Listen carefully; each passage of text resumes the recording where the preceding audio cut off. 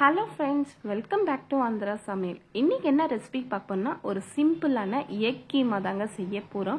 வீட்டில் இருக்கிற பொருள் வச்சு நம்ம சிம்பிளாக செஞ்சுக்கலாங்க. இது வந்து சப்பாத்தி, ஃபுல்காக்கு, சாதத்துக்கு நல்லா யூஸ்ஃபுல்லாக இருக்குங்க. வாங்க இந்த ரெசிபி எப்படி செய்யுதுன்னு பார்க்கலாம்.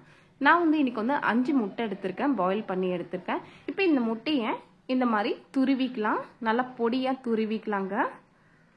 முட்டை சாஃப்டாக இருக்கிறனால பொறுமையாக இந்த மாதிரி துருவி எடுத்துக்கலாம். இந்த முட்டை கீமா வந்து லஞ்ச் பாக்ஸ்க்கும் நல்லா யூஸ்ஃபுல்லாக இருக்குங்க. சாதத்தில் பிசைஞ்சு சாப்பிட்டா அவ்வளோ ஒரு டேஸ்ட்டாக இருக்குங்க. பாருங்கள், முட்டையை நல்லா துருவி எடுத்துக்கினேன். இப்போது பேன் ஹீட் பண்ணிவிட்டு 2 டேபிள் ஸ்பூன் அளவுக்கு எண்ணெய் ஊற்றிக்கலாம். எண்ணெய் காஞ்ச உடனே 2 மீடியமான சைஸு வெங்காயம் நல்லா பொடியாக கட் பண்ணி சேர்த்துக்கலாம். சேர்த்துட்டு நல்லா கலந்து விட்டுக்கலாம். வெங்காயம் வந்து கொஞ்சம் லைட்டாக பிங்க் கலரில் சேஞ்ச் ஆகணுங்க. பாருங்கள், நல்லா சேஞ்ச் ஆயிடுச்சு. இப்போ 1 ஸ்பூன் அளவுக்கு இஞ்சி பூண்டு விழுது சேர்த்துக்கலாம். சேர்த்துட்டு இந்த வெங்காயம் கூட நல்லா மிக்ஸ் ஆகிற மாதிரி நல்லா மிக்ஸ் பண்ணி விட்டுக்கலாம். பாருங்கள், வெங்காயம் இஞ்சி பூண்டு விழுது நல்லா மிக்ஸ் ஆயிடுச்சு. இப்போது 2 மீடியமான சைஸு தக்காளி பொடி பொடியாக கட் பண்ணியும் சேர்த்துக்கிறேன். இந்த வெங்காயம் தக்காளி நல்லா மிக்ஸ் ஆகணுங்க. நல்லா கலந்து விட்டுக்கோங்க. வெங்காயம் தக்காளி நல்லா மிக்ஸ் ஆயிடுச்சு. இப்போது 1/2 ஸ்பூன் அளவுக்கு மிளகாய் தூள் சேர்த்துக்கிறேன். 1/2 ஸ்பூன் அளவுக்கு மல்லித்தூள் சேர்த்துக்கிறேன். 1/2 ஸ்பூன் அளவுக்கு ஜீரகம் பொடி சேர்த்துக்கிறேன். 1/2 ஸ்பூன் அளவுக்கு கரம் மசாலாவும் சேர்த்துக்கிறேன். இது கூட 1/4 டேபிள் ஸ்பூன் அளவுக்கு மஞ்சள் தூள் சேர்த்துக்கிறேன். 1/2 ஸ்பூன் அளவுக்கு கஸ்தூரி மேத்தியும் சேர்த்துக்கிறேன். தேவையான அளவு உப்பு சேர்த்துக்கலாம்.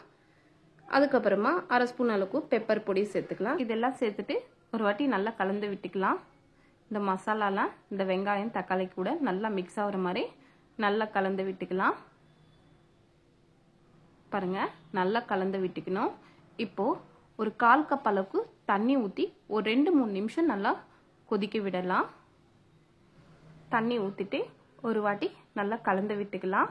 அதுக்கப்புறமா மூடி வச்சிடலாம். பாருங்கள், நல்லா ஃப்ரை ஆயிடுச்சு. எண்ணெய்லாம் இந்த மாதிரி பிரிஞ்சு வருது பாருங்கள். இதுதாங்க கரெக்டான ஸ்டேஜ். இப்போது ஒரு வாட்டி நல்லா கலந்து விட்டுட்டு ஒரு 5-6 பச்சை மிளகாய் 2ஆக கட் பண்ணி சேர்த்துக்கிறேன். அதுக்கப்புறமா துருவி வச்ச முட்டையும் சேர்த்துக்கிறேன். இது எல்லாமே சேர்த்துட்டு ஒரு வாட்டி நல்லா கலந்து விட்டுக்கலாம்.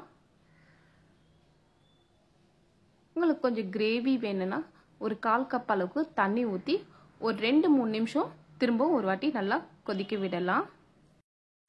இப்போது தண்ணி ஊற்றிட்டு ஒரு வாட்டி நல்லா கலந்து விட்டுக்கலாம். மூடி போட்டுட்டு ஒரு 2-3 நிமிஷம் நல்லா ஃப்ரை பண்ணிக்கலாம். பாருங்கள், முட்டை கீமா நல்லா ஃப்ரை ஆயிடுச்சு. இப்போ லாஸ்ட்டில் கொஞ்சமாக கொத்தமல்லி தூவிக்கலாம். இப்போ ஒரு வாட்டி நல்லா கலந்து விட்டுக்கினே ஸ்டவ் ஆஃப் பண்ணிடலாம். ரொம்ப சிம்பிள் தாங்க. பிகினர்ஸ் அவங்க கூட செய்யலாங்க.